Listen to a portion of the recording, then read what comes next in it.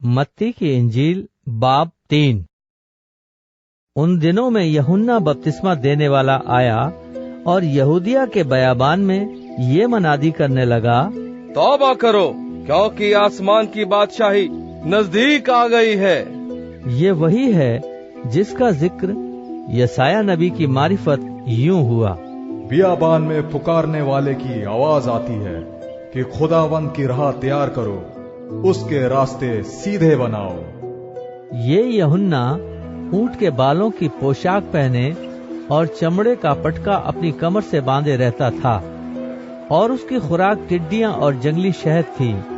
उस वक्त यरूशलेम और सारे यहूदिया और यरदन के गिरदो नवाह के सब लोग निकलकर उसके पास गए और अपने गुनाहों का इकरार करके दरिया यरदन में उससे बपतिस्मा लिया।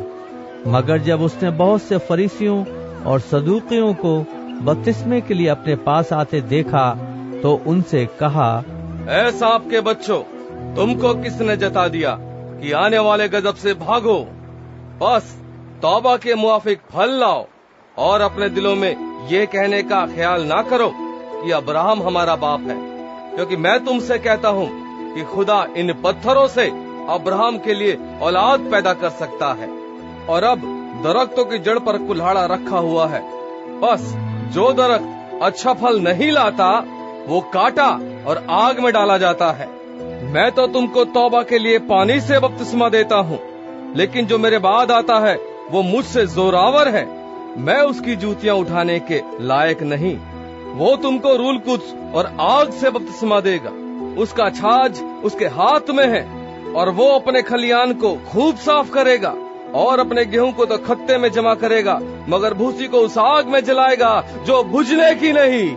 उस वक्त यीशु गलील से यरदन के किनारे यूहन्ना के पास उससे बपतिस्मा लेने आया, मगर यूहन्ना ये कहकर उसे मना करने लगा, मैं आप तुझसे बपतिस्मा लेने का मोहताज हूँ और तू मेरे पास आया है। यीशु ने जवाब में उससे कहा, अब तो होने ही दे, क्योंकि हमें इसी तरह सारी रास्तबाजी पूरी करना मुनासिब है। इस पर उसने होने दिया और यीशु बपतिस्मा लेकर फिल्फ और पानी के पास से ऊपर गया और देखो उसके लिए आसमान खुल गया और उसने खुदा की रूह को कबूतर की मानिंद उतरते और अपने ऊपर आते देखा। और देखो आसमान से ये आवाज आई, ये मेरा प्यारा बेटा है जिससे मैं खुश हूँ।